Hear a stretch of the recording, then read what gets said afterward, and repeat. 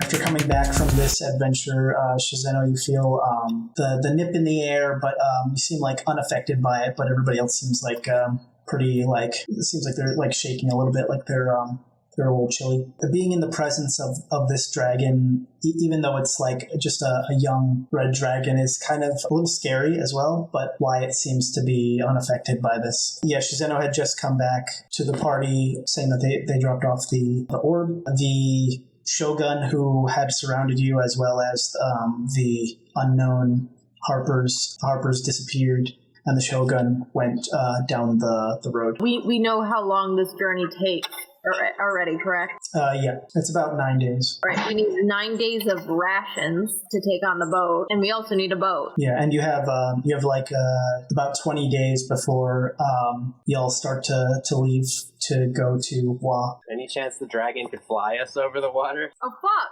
That's a good idea. Yeah, I don't think he's big enough to carry all of us. I mean, I could probably carry 2 of you, but also, aren't you like leading me to my lair? So like, you said it's through like a portal or something? I've never like cast magic, so... Yeah, we're probably going to need a boat for that, based on the last time. I could like follow you in a boat. I think that probably makes the most sense so that we can all stay together if we just take the boat. All right, so the first thing we got to do is collect 10 days of rations. So I guess probably head into town and start collecting that sweet snackage.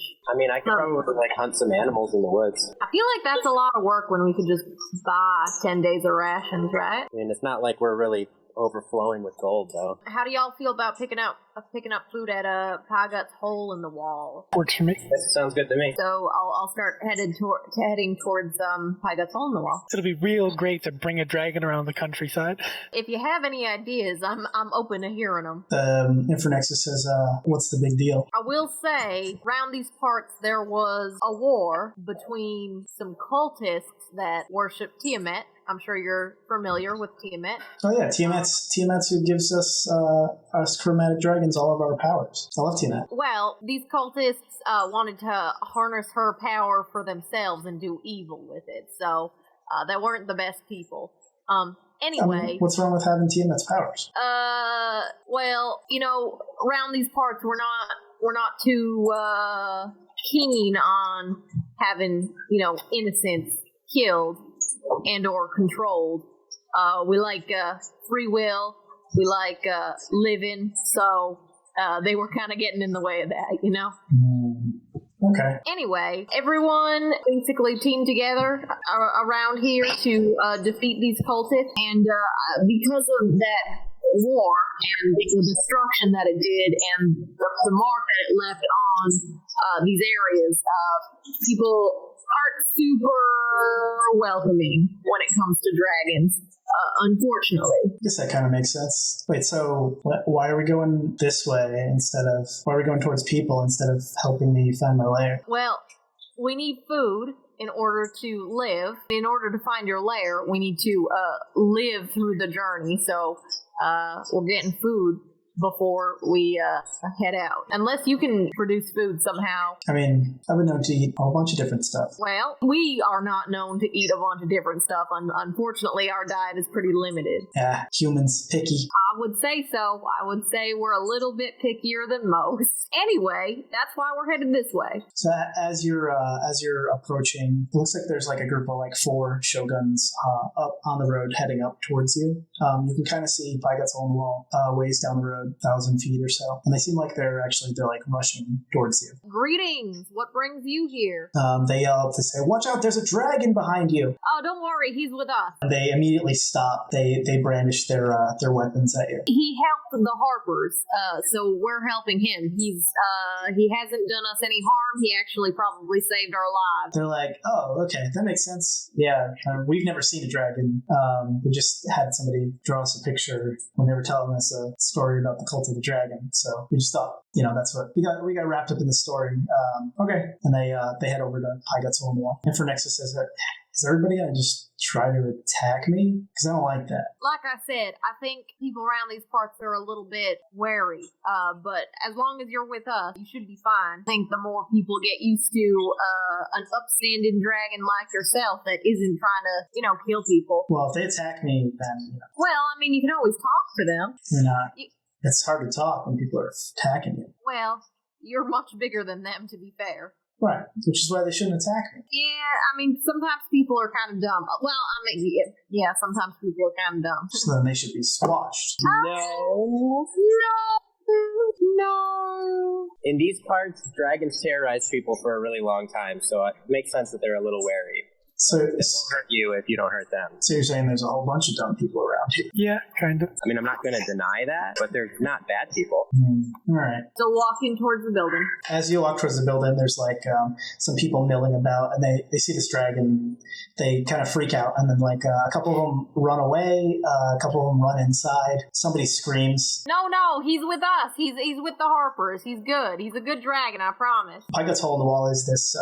It looks like a wood cabin that has a large annex on it, and in the part that looks like a cabin, there is a giant hole in the front of it. It looks like it was like broken or exploded or something at some point, and that seems to be like the main entrance that everybody just kind of like walks in and out of. This is essentially where it gets its name, Pygot's hole in the wall. So there's a whole bunch of people inside, but the dragon is able to enter this building very easily along with you. The person who is tending bar actually is has their hands up and they're like, whoa, we don't want any trouble here. Just take whatever you want. No, it's all good. This dragon's with the Harpers. You're totally fine. He's a good dragon. Infernexus says, are you sure? There was like a really good smelling, I don't know what kind of meat that was, but he said we could take what we wanted. I think he just thinks you're a bad the way things work is you exchange, at least here, you exchange payment, such as gold. Why would why would I give up gold? For goods and services. But he just said we could take what we want, and I get to keep gold. What you're saying doesn't make sense. Well, think about it this way. This man owns this tavern, right?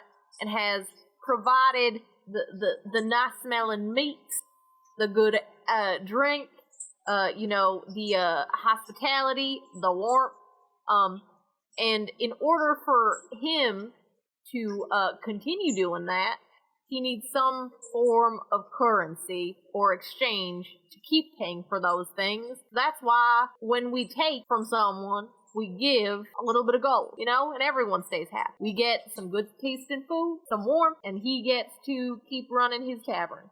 I still don't get it, but whatever. Hey, by any chance, do you know how to, change your form into, a person? Like a humanoid? Hide who I am, like one of those cowardly metallic dragons? No. Well, I think it might make you a little bit more approachable. Not necessarily hide who you are. You can still be who you are. It's just, like I said, I think people here kind of see the surface level of who you are and don't really get to know you. Yeah. And I think... Well, that sounds like that's a them problem. They should just accept me for who I am. I mean, that is true. But I mean, it'll get you to your lair quicker if I don't have to explain why we're traveling with a large dragon. Oh, that sounds like a you problem. I mean, technically it is, but like I said, you'd get to your lair quicker. I'll walk up to the tavern owner. No need to worry about him. We're just picking up some rations for our trip to find him a new lair. Not around here, I hope? Nope. No. Okay. And are you going to let people know where that is after? We'll let the Harpers know, yeah. Okay, yeah. All right. Well, we're here to pick up rations, so I would like 10 days worth of rations. Well, I hope you like cheese. I mean, most of what we have for stuff in store is cheese. We haven't gotten our meats or anything in. We get some cheese. Yeah, there's some bread in there too, I guess. I love a charcuterie board, so bring it over. I love cheese. I love bread. Love Lunchables. Yeah, exactly. It says, okay, that'll be 80 silver. I'll give him 1 full gold. Oh, well. And say for the scare. I know it's not necessarily the best thing to deal with. So for your troubles. I'll also give him a full gold. Oh, okay. Look at us. Oh, well, yeah. Thank you. Wait, so is it 80 silver for 10 days of rations for everyone, or 80 gold, 80 silver for 10 days of rations for all? 1, 2, 3. That's for one person. Yes. Okay. So each. Okay, and then I'll also give him a gold then. I'll ask. Shizeno, do you have any gold with you? I have absolutely nothing. Do you need food? You don't like? Do you like cheese? I know you don't like fish. Oh, me, I don't even need. Oh, all right. She tends to either really need water or not need any water. Doesn't like fish, so I thought I'd ask. My tastes tend to vary, but right now I don't need any food or water. Infernexus looks at you and says, "That is weird." I'll ask. I'll say, Arrow. Do you have 1 gold to pay for food? Yeah, here you go. I'll flip a coin to Wyatt. And I'll hand it to the bartender. So he drags out a big barrel, drags it out from behind the thing from the storeroom, slaps the top, and says, "Yeah, you can fit so much cheese and bread in this thing." Well, I appreciate you packing this up for us. It means a lot. Yeah, of course. Especially, if your friend stays happy there. We'll make sure of it. Can I lift the barrel myself? Yeah, for the most part. Yeah, you managed to pick it up. No problem. So I'll carry that, and then we will head out the door, walk out, and head towards Waterdeep. You go down the road for about half a day. It's starting to get a little bit dark. The wind starts to pick up a little bit. You get pretty chilly. It's below freezing. Infernexus is, you hear him griping the whole time about how cold it is. And as you're going over the bridge that leads over the river that passes by Daggerford, you hear some bells tolling from Daggerford. So you're pretty sure that's like usually the city guard bells that they think the city. We showed up with the dragon, so we're just like lumbering through the trade route. No big deal. As like the cities are sounding off. Abby, you get hit in the foot with a flaming spear that comes from the walls of Daggerford for 4 piercing damage and 2 fire damage. Ouch. And Shizeno, a spear that hits you in the side. Spears hit the ground at Wyatt and Arrow's feet. They're still on fire, and one narrowly misses Infernexus, and you hear him grunt, and some smoke billows out from his nose. How far away are these people that are shooting at us? They're about 60 feet. I'm gonna yell as loud as I can. Hey y'all! This is Wyatt from the Harpers. This dragon's our friend. He saved our life. We're just helping him. Please stop shooting. Thanks. You see one of them wave a torch back and forth. 12 guards that started to come out of the front gate. They come to a halt. Well, looks like it worked. And from behind them, looks like a heavily armored knight comes out from behind them and yells out to you. It says, "What are you doing in the accompaniment of a dragon?" I'll say, this dragon was very heroic in helping us find something that we needed, and also probably saved our lives in the process. So we're helping him find a lair. Don't worry, very far away from here, where he'll never bother you. But we need to help him since he helped us.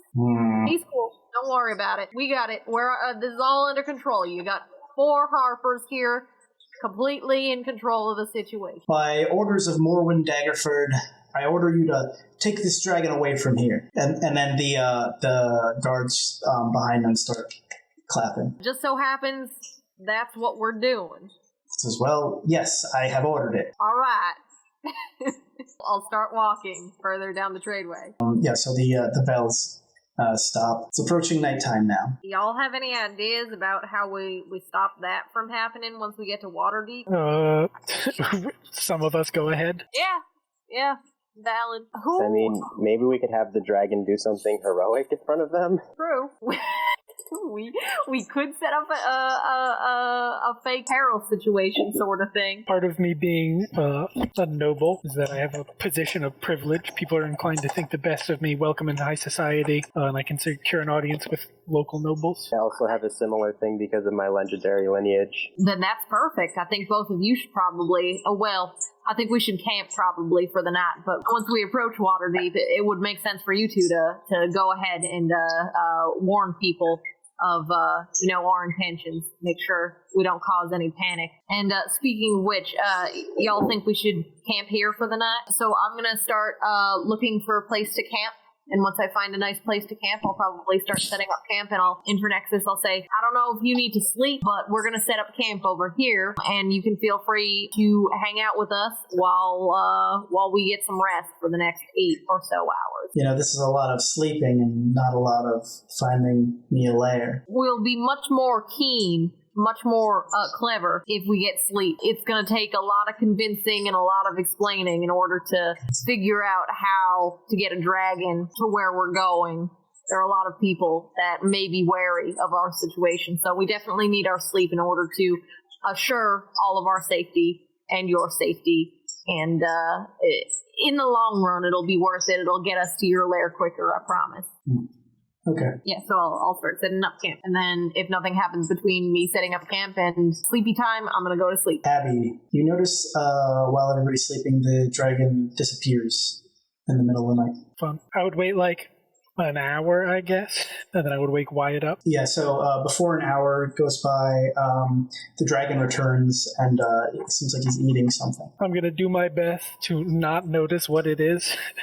Just kind of keep an eye on him out of the corner of my eye, because if it's a cow or a sheep from a farm nearby, then they just kind of go missing. But if it's a people, I don't want to know that. So yeah, so y'all wake up. It is around daybreak. I'll say, all right, onward with our journey. In the direction of further up the road, you see something like flying in the sky. It looks like there's a couple of them actually. Near the camp, you see like a horse leg and a whole bunch of blood. What happened here? Oh, a little midnight snack. Where'd you get this horse? It was just down the road. From who? I don't know. There was like a little building over there. The horse was sitting out by itself, so I figured I could just take it. That's someone's pet, Infernexus. I mean, that's food. You mean to tell me someone has food as a pet? That's like if one of you little humans, had a piece of bread and put little eyes on it. Well, I mean, I don't know if you know this, but humans do eat like pigs and cow and stuff. Yeah, I mean, me too. But they're also our pets. What a weird relationship. I will say, for us, usually our pets translate to some sort of currency. So I would definitely recommend in the future looking for an animal to snack on that is not a pet, like a deer or human. Or what? Human? No, absolutely never, ever, ever, ever, ever, ever, ever, ever, ever, ever, ever, ever, ever eat a human. Never, ever. Don't do that. Oops. What does that mean? Well, you remember how I was talking about those people that came into the asteroid? Yeah. Oops. Why did they come into the asteroid? By the way, do you know why? No, they were poking around my hoard, so why didn't you eat us? We made a deal, and time is ticking. What's so special about us? You didn't touch my hoard, and I wasn't hungry at the time. Okay, all right.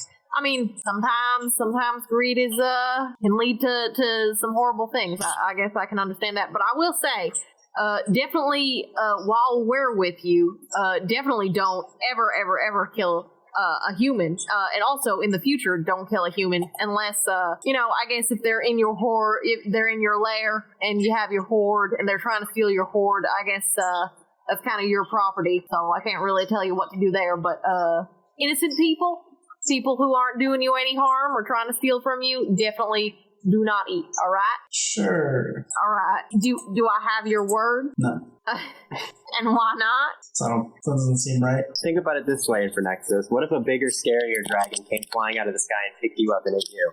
For no reason. Well, that's what I get for being weak. If I can't defend myself, what use am I? I mean, you're a cool dude. You're cool to talk to. You helped us. You definitely have attributes outside of being strong. Okay. All right. So we have a deal then. No. Okay. Well, how can we assure that you don't eat any humans? Well, quickly. help me find my lair, and then we can make a deal. I don't like having more than one deal when there's already a deal open that hasn't been fulfilled. Then I don't really know if you're trustworthy, you know? I mean, we're trying our best. Yeah, it seems like it, just laying on the ground for 8 hours. Well, I'm sorry, we need to sleep, okay?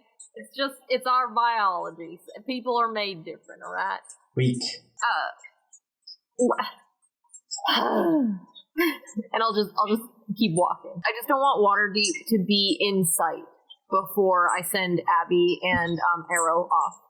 It was flying towards us. Yeah, so that gets a little bit larger as it flies closer to you. Abby and Wyatt. It looks like some sort of giant lion bird thing. Yeah, it just seems like a griffin. Abby, you know this to be a few members of the Griffin Cavalry of Waterdeep. Cool. Well, it looks like Waterdeep found us. You can do our explaining now, I guess. All right, I'll leave it up to you, Arrow and Abby. I'll also start. I'll start waving them down. I'll say, howdy, and I'll wave my arm. Yeah, so atop these 3 griffins, almost like mages, except they are heavily armored. Each of them has a wand in their hands, and they say, by order of Waterdeep, we ask that you come with us unarmed and peacefully. And why's that? We believe you to be members of the Cult of the Dragon, and you have been attacking a nearby farm.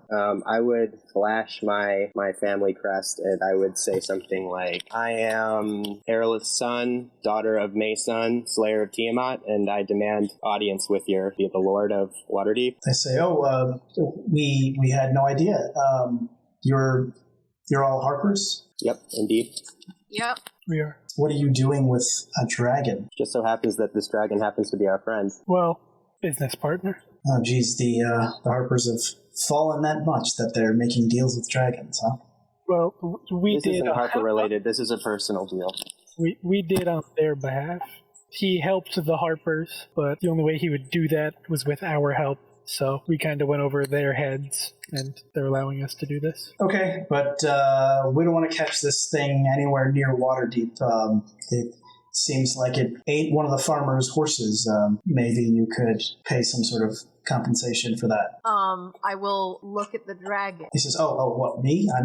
I don't have any money on me. I'm definitely not giving my money away. I mean, I warned you.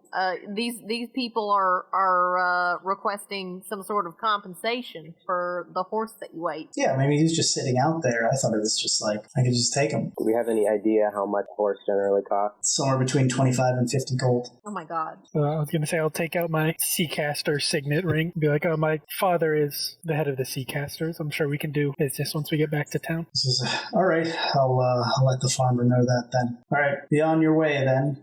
And they get on their griffins and fly towards Waterdeep. All right, we'll keep heading towards Waterdeep as well. Well, I want to send Abby and Arrow ahead before we're able to see Waterdeep, or Waterdeep is able to see us. Okay. I mean, Waterdeep obviously has already seen us, but like the majority of the people there, obviously. So you're about an hour away from Waterdeep when you're at that point. Abby and Arrow, might make sense for you to go ahead then. We'll wait over here. Is there any way that you can communicate with us once you're into the city? I could cast telepathic bond, which lasts 1 hour. Communication is possible over any distance, though it can extend to other planes of existence. It has a range of 30 feet, and I have to be able to see them. So if I use my crystal ball of scrying, could I scry on them to see them within 30 feet and then cast it, since communication can be any distance? Yeah. Yeah, I should be able to scry on you, and then I can use some more divination so that we can all talk to each other. I'll say, all right, well, you two head on in and let us know as soon as it is safe for us and the big guy to head on into Waterdeep. We'll wait here for now. I'm going to say to Abby, too, my dad never really took me anywhere, so I'm not super used to this whole, nobility thing, so you might have to do, most of the talking. Okay. You're in Waterdeep. Where are you headed? Would we know where the Griffin Riders came from? Or, is there a guard we could ask? The Griffin Riders, normally they just kind of, patrol the countryside around Waterdeep. You know that their base is located in the side of the mountain that Waterdeep the north side of Waterdeep sits on. I guess I would go up to a guard and say that we have business with the Lady of Waterdeep. I'm not sure if she's in Waterdeep right now, but you might catch her at the Lord's Palace. Thank you. We'll head right there. You were here before when you went to get the papers for The sewers. the sewers, yeah. So right in front, there's a couple of city guards patting down a couple of people who are entering. Yeah, we'll wait in line. What business do you have here today?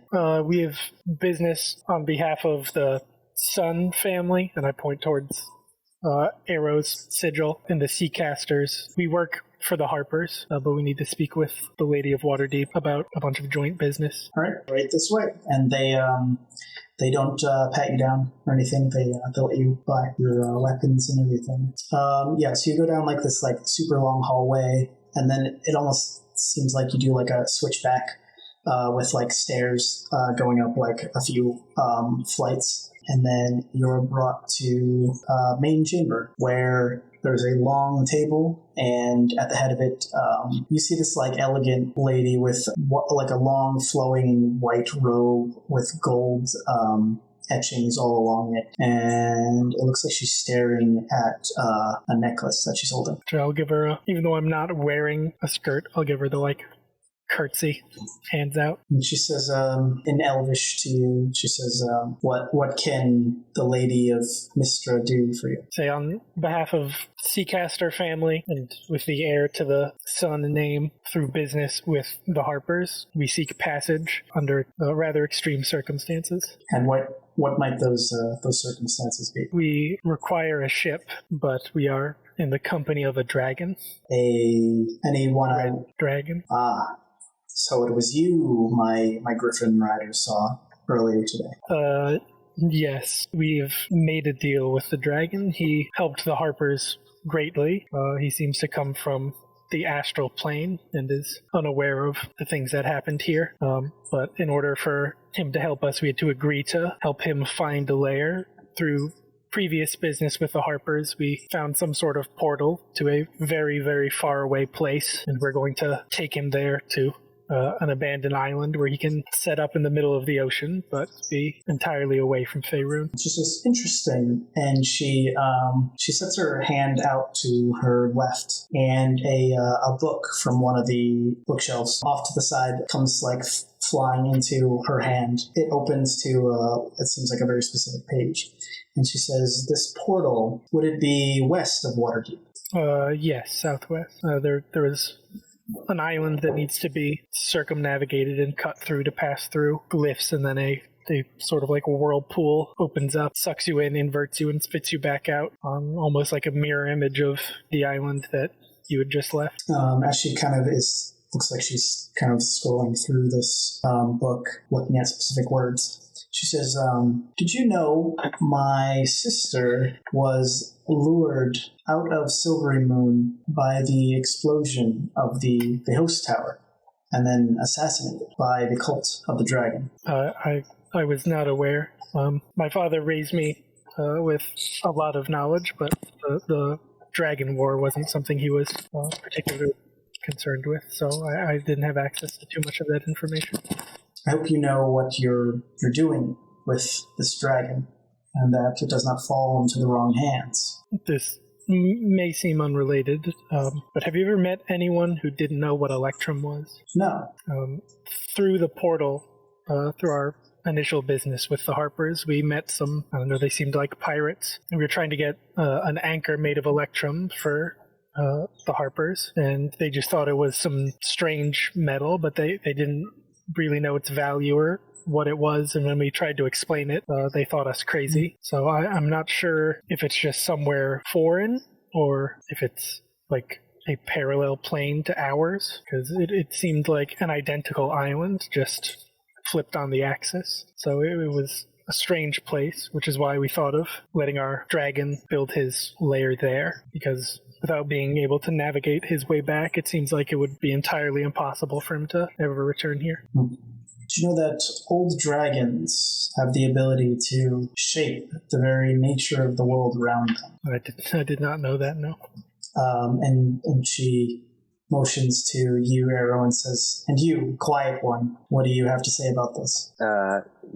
Milady, I would just like to say that if this dragon were to be related in any way to the cult or the dragons that ran with the cult, I personally would be fighting it. I would never do anything to undo the great deed that my father did. Says, "Yes, I can see that. Although you possess this knowledge and these powers, but do you know what you hold on your back there?" And she motions to your sword. I actually don't know a great deal about it, but I'm pretty sure my dad's in there. She says, "That's possible. Have you ever heard of a moon blade?" Oh, I have not. You might want to ask your leader, Erlin, about that at some point. You'll have your ship. I take it the dragon won't need to be in the ship? No. Very well then. Nothing else is required of you. Thank you for your information, Abby. Absolutely. If you would ever like any more, you can always contact me down at the... Oh, I know where you are. Yeah, I assumed. Just one quick thing, and I'll take out a piece of paper and a quill and write really quickly, hastily. Are there like candles or anything on the table? Yeah. And I'll be like, this feels a little uncouth, but I'll put one out and put my signet in the wax, and like stamp it on and be like, send this to anyone at the Seacasters, and either them or my father will be able to repay that farmer for his horse. It's just, that's very kind of you. And I'll just leave it on the table, and then I'll curtsy again and walk out. And as you walk out of the room, the door is closed behind you, gently. The guard who brought you up here then leads you back out to the front. Cool. Once we're outside of the walls of the keep, I'll scry on Wyatt, who does technically have to make a save. I don't know if you want to fail on purpose, Wyatt. Yeah, I'll fail on purpose. Okay. I'm going to let out a sigh of relief and be like, wow, that was really scary. Even having met a bunch of important people before, you never really get used to it until you're important yourself, because then they're just as afraid of you as you are of them. But that's more my father than anyone else in my family. But yeah, I can see and hear Wyatt, as long as he's on the same plane of existence, yes. Make a wisdom save. Failed on purpose. So yeah, it's within 10 feet. And then I'm going to cast Telepathic Bond on the whole party. Not the dragon, though. And this lasts for 1 hour, so it's going to be the whole walk back. We have a telepathic link among all of us, psychically linking all of us. As long as we have an intelligence score of more than 2, it works. We don't need a common language, doesn't matter. Possible over any distance. So yeah, I'll message you and say, we just talked to the Lady of Waterdeep. It seems like she'll be able to arrange a ship for us, and they know that we have a dragon with us. I took care of the business with the horse as well, so if you guys want to meet us at, I assume, the docks, we can check in and make sure we're ready to leave basically when you guys get here. All right, we'll head into Waterdeep then. We'll meet you out at the gate. I was gonna say, if you make your way to the docks, because if we go to the docks and like get the ship in order, we should be able to leave pretty much right when you get here, I would assume. All right, we'll meet you at the docks then. Okay. And I'll start heading towards the docks. As you approach Waterdeep, a couple of those griffin guards fly down and say, "You must be who we're supposed to meet. You do have a dragon, so..." I'll say, yeah, I can't imagine you'll see very many parties traveling with a dragon around here, so... They look at the dragon and say, "I hope he doesn't mind this," and the dragon disappears. I'll say, excuse me? What did you do to him? He's just invisible. We can't have people freaking out. Hey, Infernexus, can you hear us? Yeah. How do you feel? Sneaky. I'll say, how do we keep tabs on him? We can see him, so... All right, fair enough. Lead us to where we need to go, which is the dock. They both sit like on the left and right side of Infernexus, or where you believe him to be. How long does this whole look last? Should work until you're outside of the city walls. Fair enough. Labral's orders, so. I understand. Yeah, so they take you along the southern wall of of Waterdeep. There's like a whole bunch of guards sort of like in a line blocking off the streets that lead over here. So you're just kind of walking through Waterdeep. Are the roads big enough for the dragon? Yeah, the roads that are, or alleys, I guess, that are kind of spilling out into this southern wall road are a lot smaller. But this, like, back kind of against the wall road is big enough to fit, like, a couple carriages down. So you make it to the docks, and you can hear some heavy creaking as the griffins walk side by side. And You're at the end of the dock when there's looks like there is a boat there waiting for you. Oh, okay, perfect. Yeah, I lean over the railing and wave. I'll wave back and I'll say, looks like that's our ride, and head over to the boat. You see the dock like sag a little bit as you're heading towards the boat, and the griffin riders fly off. But then your path from the end of the dock into the city is kind of blocked off by a whole bunch of guards that have just came like behind you, and so they're just kind of like facing out towards the water. All right, Infernexus. What's your preference? I don't know if this boat will be able to hold you. Do you just want to follow us in the air? I'll get on the boat for now. Can the boat hold him? It looks big enough for maybe like 80 people, so maybe. He pushes past you and goes onto the boat, and you see it like immediately kind of like dip and like tilts a little bit, but it seems to be holding up this weight. All right then. I guess you can stay on the boat with us, Infernexus. Do you have a nickname? Nickname? Nexus, Nexy, Burr. Why would I shorten my name? I don't know. It's a lot. It's a mouthful for a human mouth to say. Mm-hmm. Human now. So that's a no, I'm guessing. No. All right, fair enough. Let's set sail, fellas or ladies.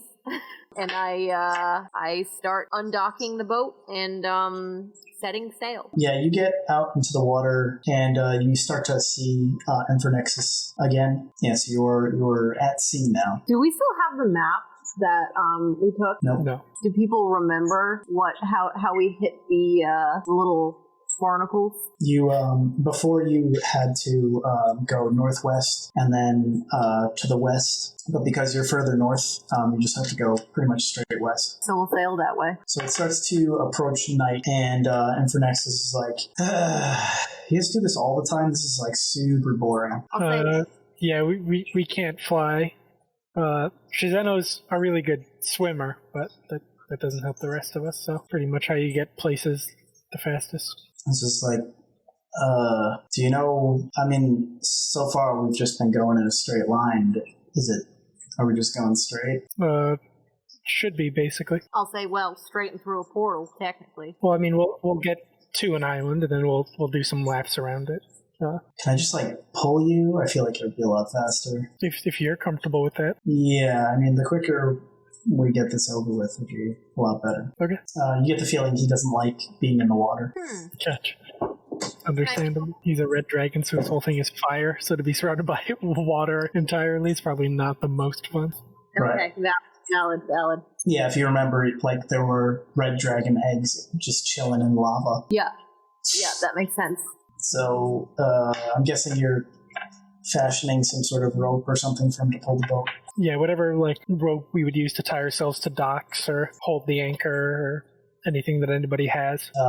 Yeah, so he takes hold of that in his claws and starts pulling the boat. And it's kind of like you're kind of jolted back. It seems like almost like double the amount of speed that you were going before. Yeah, so it's nighttime now, and you are. Yeah, I don't know if are you all going to sleep or?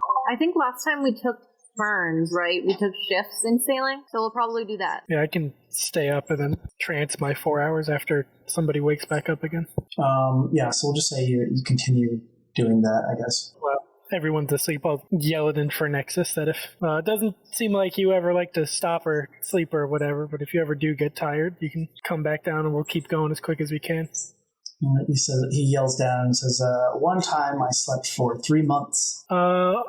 Okay. I'll sleep once I get my lair. Okay. So throughout the night, it seems like you make pretty good progress. Into the next day, you can start to see that like large landmass that y'all went around to the south, but it's pretty far off in the distance. So he just keeps heading that way. It starts approaching night again, and he says, I've been flying for a while. I didn't pass it or anything, did I? Like, how big is this island? Smaller than that last landmass we just ran around.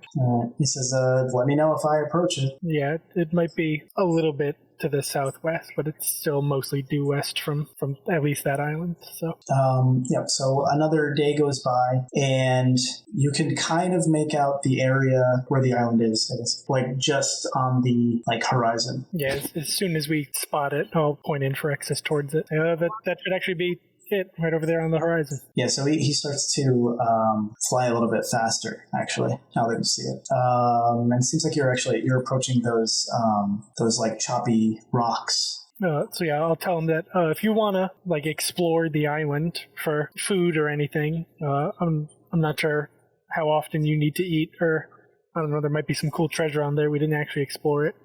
It's some pretty tight sailing through some rocks and stuff all around the island, so we're probably gonna have to take it a little slower. He says, "Oh, come on, we're almost there." I know, but we took us a while to figure it out in the first place, so if we screw it up, we're going to have to sail around the whole thing again, and that'll waste even more of your time. So I want to get it right the first time. He says, all right. Yeah, so another half a day goes by. Yeah, so it's starting to break daylight, and y'all are just off the coast of La Rusta Isle. Nice. Liddy. Take a little minute to orient ourselves like we were coming from the direction we initially did and start twisting around. You go through the symbols before, and the same thing happens, and the whirlpool opens up. There we go. Right on the other side. Do we want to go with him or just send him on his way? I mean, that's up to you. Once you get through that portal, there should be another island almost identical to this one, and it's all yours. So I have to go in the water? I mean, I can help you out if you trust me. Well, I don't trust you. I can help you out if you would prefer to not go into the water. Yes. Then yeah, I will cast Resilient Sphere around him, so it's just big enough to hold him. Nothing can get in or out. Again, it's immune to all damage. No spells, blah, blah, blah. And I'll just let him drop in like he's a monkey ball. Yeah, and then the portal begins to close. The dragon goes through, and a whole bunch of water shoots up into the sky as it closes. Yeah, it just soaks all of you.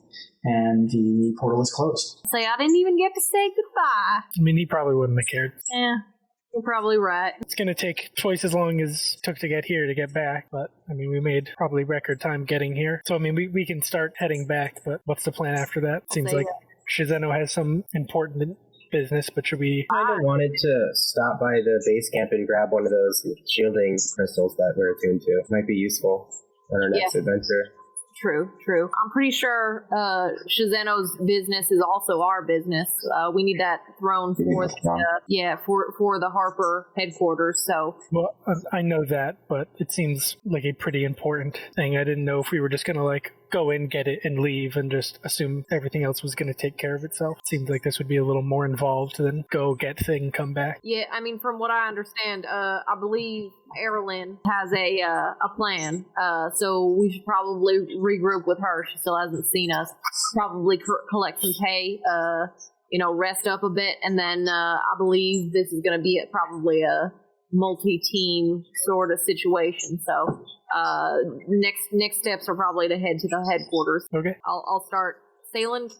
Yeah, we'll just time skip and say you sailed back, and you have 2.5 days extra of ration. Actually, 1.5 because you ate some on the way to Waterdeep. So we're in Waterdeep right now? You are at the docks, yes. Does anybody need to pick anything up in Waterdeep before we head back to the headquarters?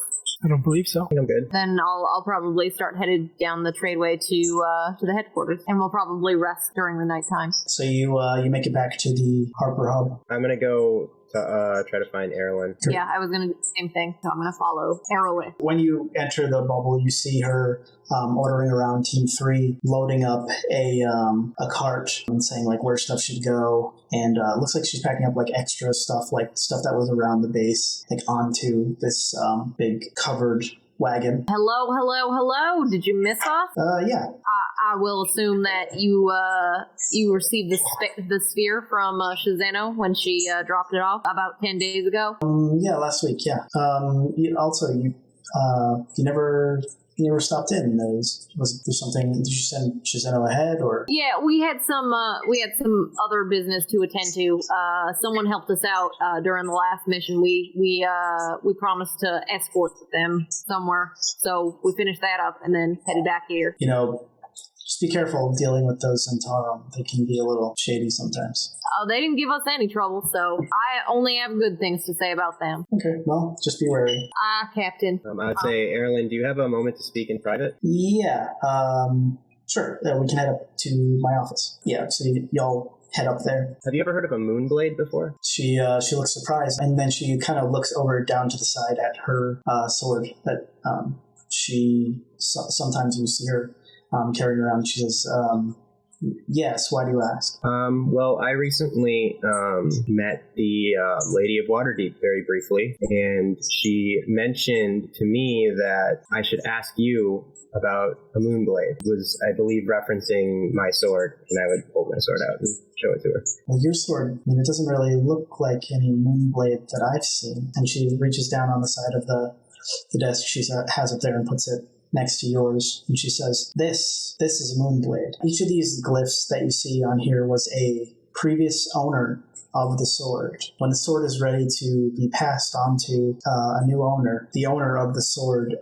gives their life essence to the sword and becomes a source of the sword's magic. That sounds quite a bit like the sword that I carry. Not only do I believe that that's the case with my father being the previous owner of this blade, but also it does things that other magical weapons don't do. You wouldn't happen to be able to summon a shadow version of yourself, would you? No. Just mind that. And she chuckles. I do have the ability to recall the sword to my person from wherever it is, and I also have the ability to transform it into a more powerful sword, and I have the ability to make it so that others can't lift the sword. Interesting. All enchantments I haven't heard of before, but usually moonblades are pretty unique to whatever bloodline they're passed down through. So I guess that would make sense. Would I be able to make out what the glyphs on her sword says? You would not. Can she see the glyphs on my sword? Just the inscription, not the other stuff. She can't see it unless I power it up, right? Right. I would power. I'm gonna power it up for her and be like, well, what do you think about this? She says, okay. Well, definitely different than a moonblade. This is, it's definitely not any sort of elven magic. This definitely looks demonic, although this inscription here, that's celestial. Maybe the maker of the sword? Although why it would have demonic markings as well as celestial is kind of odd. Do you know who the maker of the sword is? I do not. I know that they were a very powerful artificer, but I don't know much about them. My dad never really told me a lot about it before he passed.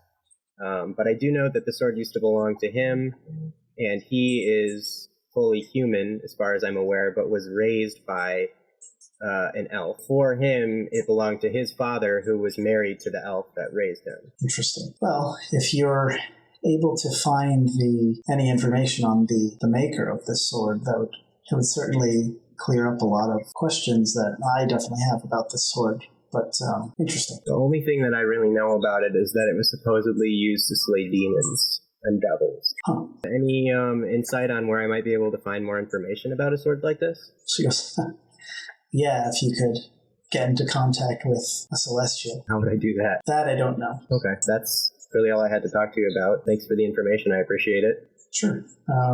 It's insightful for me as well. If you could hand this to Abby, and she hands you a sealed letter. Oh, okay. Sure thing. Oh, I have your pay here as well. She hands you 12 gold, and she says, due to everybody's work, you all have gotten a 2 gold raise. So that should be in there as well. Oh, thank you. I appreciate it. One more thing before I leave. I was wondering if you would mind if I took one of those shielding crystals on the journey with us. Yeah, that probably makes sense. Okay. I'll stop and grab one on my way out then. Thank you. And I would leave, and I would probably go directly to the closest one that I know that I'm attuned to and grab it. Yeah, so you have that. Just go through around, look at the violin some more, I guess. What's everybody else doing? I would probably also go see Erlen. Then yeah, when we get back, I'll start basically writing an apology letter to my dad for being like, sorry for using the name to like do business without asking first, but it was like I will just be like going through different drafts and like throwing them away, trying to word it correctly to not get in a whole lot of trouble. I feel like we were on Harper business and things got a little out of hand and I panicked, but hopefully it wasn't too big of an inconvenience for him. Sorry, I love you. XOXO. Have I heard anything back from Taryn about my sister yet? No. Okay. Oh, and I'm assuming you gave Abby her letter. Yeah. If I saw Abby, I gave it to her for sure. Abby, in your letter, it's basically another letter from your father, your biological father, and he's sending you part 2 of your birthday gift, and in it is a piece of paper again with certain markings. They look like the same sort of Wa dialect. It says to touch this to your crystal sphere. Yeah, I'll do that. All right, you get. Can I go outside and check my sword as far as I can get it? Sure.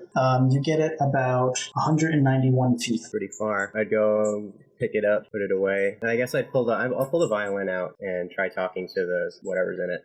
It says, you're back. Have you given our deal a little more thought? Yeah, I think I'm ready to make a deal with you. The same deal or a different deal? Yeah, I believe our previous arrangement was if I can throw my sword, what was it, further than 50 feet?